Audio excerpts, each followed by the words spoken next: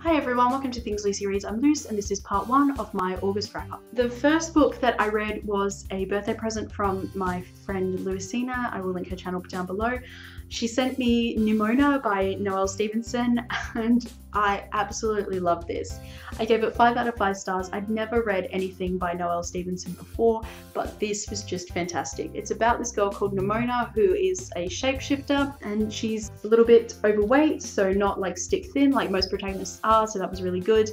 And she kind of invites herself to be the sidekick of this Lord of Evil called Ballister Blackheart, and he has a prosthetic metal arm which he made for himself, which is really cool, and they have to battle against his nemesis who is called Sir Ambrosius Goldenloin, and that is just the best name any character has ever had, ever.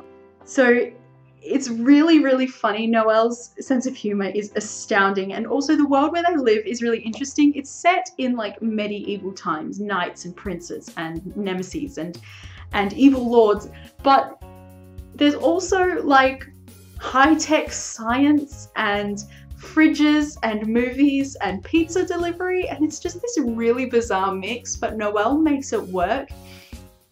And it was just an absolute joy to read this, and I loved every single second. The only thing that I had a problem with, and the only thing that would have made this better, is that canonically Ballister and Ambrosius had a relationship. They love each other, and then something happened to make them nemesis, and it was really, really heartbreaking. But it's never really made canon on the page, which I was kind of really upset about actually, because I was shipping them so hard and I was waiting for the confirmation that never came. Nimona confirmed it after on her blog, but I feel like it's such a cop-out where it's only vaguely implied that two characters were together and then it's confirmed after the book was published. I feel like that's just such a cowardly move. Yeah, but I can't even really complain about that because it's kind of heavily implied that they were together, and I'm pretty sure they lived happily ever after, and I just cannot say enough good things about this novel. It's really good. I loved it.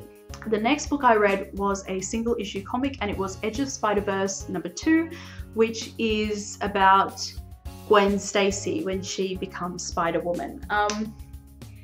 I gave it 3 stars. I knew it wasn't going to be an origin story, but I kind of expected it to be a little bit more full, I guess. I didn't really get to know the characters very well, and it just left me wanting more because I was just unsatisfied, and not in a good way. I left a Goodreads review for it, which I will link down below. I think I'm gonna get the bind up of the Edge of Spider-Verse. Maybe that will give me some more context. I'm definitely going to be getting the Spider-Gwen Volume 1 when that is released, because I'm just really, really into Gwen as Spider-Man. I'm really into a female Spider-Man. I don't care who it is. Could be Mary Jane, could be Gwen. I don't care as long as she's a girl. Yeah, so it was interesting and the art was gorgeous, but I think I was just expecting a little bit more from it, and I didn't get it, which was kind of sad. The next book that I read was also a birthday present, this one from Sylvia for Wish Fulfillment. I will link her channel down below as well. I've also done a Goodreads review for this, which I will link down below as well. It is volume 1 of the Revolutionary Girl Utena manga series, which is a tie-in to the anime series. I gave it 4 stars. I liked it. It was a little different from the anime, but not a lot. I was hoping there would be some kind of initial explanation or backstory more than what we got in the anime, and there isn't.